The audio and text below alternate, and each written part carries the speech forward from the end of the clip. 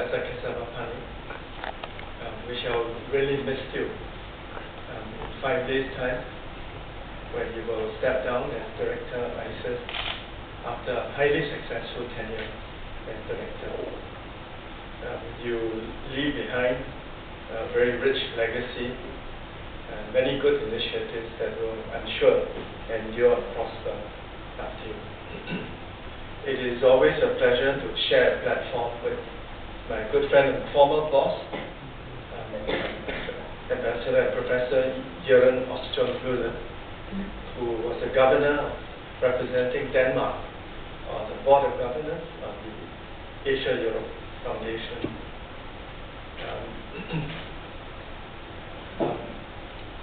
Asad Latif and my good friend Dr. Yolevi did me the privilege a few years ago of editing a small volume of my writings when I was the Executive Director of the Asia-Europe Foundation. And when I read the introductory essay by Asad, I confessed to Levi that it was superior to all the writings of mine in that volume. That's how much I think of Asad. Like many of my Bengali friends, I don't know what is it about Bengalis, Tencent, but like many of my Bengali friends, he's a truly learned and erudite individual. I conscientiously read the book, not just once, but twice. I read the book when I accompanied Pani to attend the Delhi Dialogue about a week ago.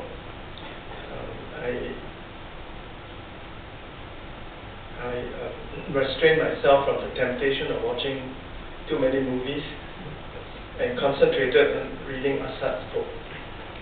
And while staying at the Taj Palace in New Delhi, each evening I was invited out by some young and lovely female colleagues from the Singapore High Commission. And each time I declined. I can't say the same for Pani. Each time I declined, I said I had a date with Asad. They wondered what I meant. I said, well, I brought along a copy of the book I'm supposed to launch, and I wanted to go back to my room after the meeting to read it again, because I found some of the essays truly fascinating, but very dense. Very dense for somebody like me who's not well read, because he refers to so many great European thinkers, and I wanted to chase down some of the references. But as Pani's bookseller and as Trina's bookseller, I wish to commend the book to you and ask you to please buy 2 copies after the launch. It is a very good book. It is an unusual book because it's partly an autobiography. It's partly an autobiography because it tells us the story of how Asad began as a schoolboy at the Calcutta Boys' School, about his beloved college, the Presidency College, and about how he dreamed of following his illustrious father's footsteps to Cambridge University, and how, after coming to Singapore, he was awarded a scholarship by the British Council and by the Rajaratnam a scholarship trust to fulfill the dream. It is a meditation on Europe. It is also a love story to Europe. I guess to many Indian intellectuals, Britain looms very large, maybe larger than it does to Singaporeans. So what I want to do this afternoon, apart from telling you to buy the book and telling you what a great guy Asad is to share with you a few simple thoughts about Europe. And I want to assure you that although I'm no longer the Executive Director of the Asia-Europe Foundation, I continue to defend Europe. And some of you will remember reading a joint article that Lei Hui and I wrote, which was in fact published under that title, In Defense of Europe. Let me share with you some thoughts about what Europe means to me. I began by asking myself, what is Europe? And I say, first, to me, Europe is geography. By Europe, I mean all the geography between the Urals on the east and the Atlantic Ocean on the west, between the Arctic Ocean in the north, and we will be discussing that later with the Urine, and the Mediterranean Sea in the south. So to me, Europe is first geography. But to older Asians of my generation, Europe is also the source of our colonial domination in the 18th, 19th, and early 20th centuries. Almost all the countries of South and Southeast Asia were colonized by Europeans. We were ruled by the British, the French, the Dutch, the Portuguese, and the Spanish. And we refer to all these colonial governments as European. The colonial experience is remembered today by Asians as partially good and partially bad. And the proportion between the good and the bad differs from country to country and from, I guess, person to person. I think Assad is very forgiving of the British because in the book he doesn't say very much about all the evils that the British did to India. But I went to visit Amritsar a few years ago, and I asked to see the particular site of the Amritsar massacre. And of course, every Asian will remember the wicked things that the British did in China by forcing the Chinese to accept opium in exchange for tea and silk. And a few years ago, I was invited by the UN to attend Rio Plus 10 in Johannesburg. And that meeting had taken place soon after the Durban Conference against racial discrimination. And you may remember that there was a tremendous row at that conference between the Africans and the West, because the Africans at the conference demanded that the Western powers, the slave trading and owning powers, should not only apologize, but should pay reparations to the African countries. And I was puzzled by this. I asked my African friends, why don't you just forgive the Europeans for what they did to you? And my African friends said to me, do you know what they did to us? And I said, well, not very much. And one of my friends in South Africa then gave me a copy of a book called Leopold's Ghost. For those of you who have not read it and are interested in the European colonization of Africa, especially by the Belgium or the Congo, read the book, Leopold's Ghost. It's a frightening book because while King Leopold was celebrated in Europe as a great humanitarian, the Belgian rule of Congo was one of unspeakable barbarity. And unlike Asians, which forget, which remember but have chosen to forgive, our African friends have not gone through that catharsis. So I want to say that to Asians of my generation, we have a love-hate relationship with Europe. Third, for an Asian like me, Europe is an exemplar of modernity. during the 19th and 20th centuries, Asian intellectuals looked to Europe for ideas on how to modernize our societies. And the 5 big ideas that Asian intellectuals borrowed from Europe were, and they remain valid today: secularism, science and technology, industrialization, democracy, and the idea of progress. These European ideas continue to dominate the agenda of Asian modernizers. Fourth, unlike Mahatma Gandhi, most of us in Asia think there is such a thing as European civilization. Some of you may not remember this, but once a European journalist asked Mahatma what he thought of European civilization, and Gandhi reflected for a moment and said, "It's a good idea." I guess you didn't get the joke.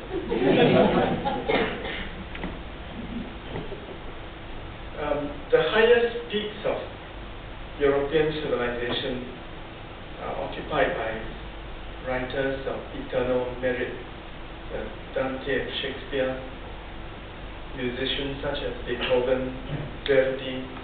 Well, I happen to love Verdi's opera. Artists like Da Vinci and Pablo Picasso, scientists like Newton and Darwin, philosophers like Socrates and Descartes, and social thinkers like Marx and Weber, and economists such as Smith and Keynes. And we also owe a lot to European iconic founding documents like the Magna Carta and Rousseau's social contract. Europe has a high culture, and I would argue that it is this high culture that gives Europe its identity.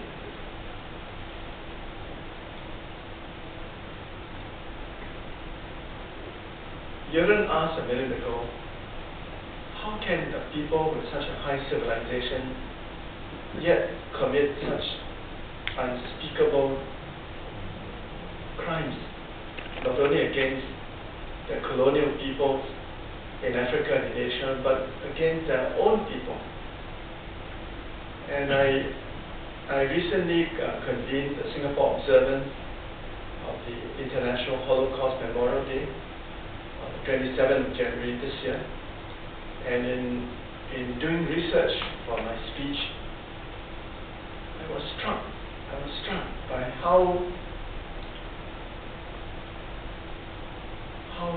for how long the Jews have been persecuted in Europe. I don't know how many of you know that England was the first country which required its Jewish citizen to wear a distinguishing insignia, and that Hitler borrowed this practice 700 years later. I don't know how many of you know that in the year 1290, all the Jews of England were expelled from that country. We of course know that in 1492, the Jews were expelled from Spain. But the point I want to make is that a continent of such high civilization is also the source of great evil. And I can think of no greater evil than the millennium-long persecution of the Jews by the Europeans. So what Hitler did against the Jews in the Holocaust was not a bolt out of the blue. No. It was in a way the culmination of centuries and even millennia of persecution, of pogroms, of expulsions, and of murders.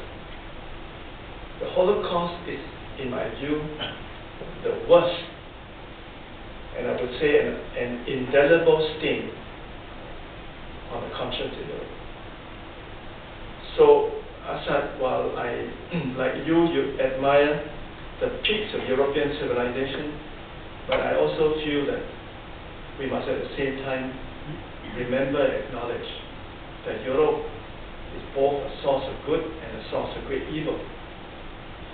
And that the same people are capable of rising to great peaks of human excellence, but are also capable of descending to a very low depth. And I guess maybe the real insight is that this is part of the human condition, and that it's not unique to Europeans. Our veneer of civilization is very thin, and when this veneer of civilization is stripped away, all of us have an intrinsic capacity of doing great evil to other peoples who are not like us.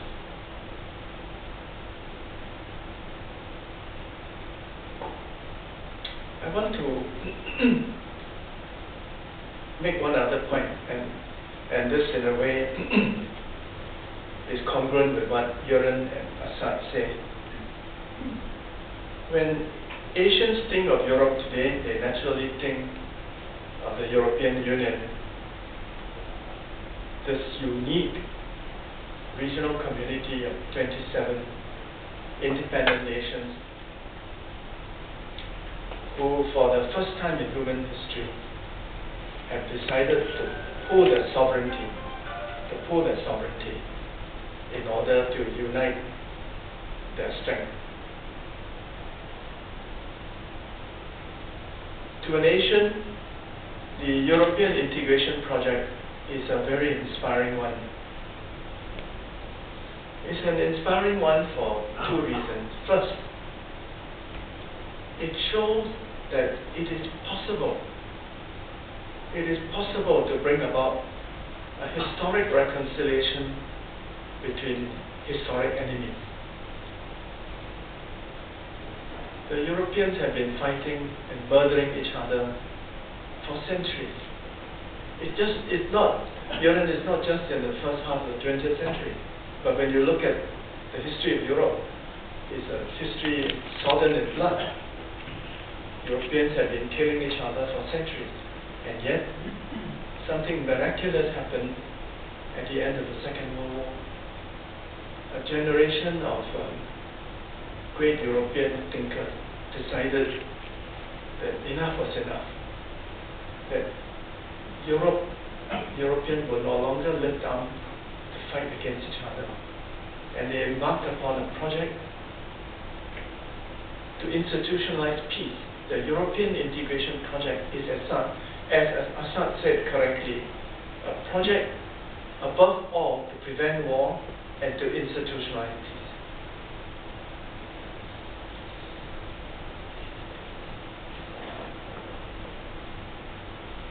The lesson for Asia is very important. The lesson for Asia is that the kind of historic reconciliation that has taken place in Europe between France and Germany, between Germany and England, have not yet taken place here in Asia. There has not yet been a historic reconciliation between Japan and China, between Japan and Korea. I thought between Japan and Korea it had happened during that brief moment between the late President of Korea, Kim Dae-jung, and the late Prime Minister Obuchi of Japan, but obviously it didn't happen. They made a very bold, in my view, move in the right direction, but the reconciliation has yet taken place. And even between China and India, they are still haunted, especially on the Indian side, by the memories of 1962. What we, Assad, Pani, Tencent, myself, and others, should try to do is to learn from the Europeans and to urge these great Asian countries to move towards a historic reconciliation between and among them, because the Asian integration project will not succeed unless there's a historic reconciliation between these great nations. And we can never be sure of peace in Asia in the 21st century if there's no peace between Japan and China and between China and India. And this is an inspiration that we can take from Europe. The other inspiration we can take from Europe is that it is possible in a step-by-step pragmatic way to bring about regional economic integration. First in ASEAN, then ASEAN plus 3, and then in the East Asia Summit. Those who think that the European integration project has failed because of the current crisis in the Eurozone are, in my view, profoundly mistaken. The European integration project will succeed. The Eurozone will overcome its current problems. Maybe Greece will exit the Eurozone, but somebody asked me, will Germany exit the Eurozone? I said, never. Because what is at stake is not just the success of the monetary union. What is at stake is no less than the post-war dream of peace in Europe. And that is in turn dependent on the success of the European integration project. So I take a long view, as do Yeren and Lei Hui. I don't think we're being naive. I would conclude by saying that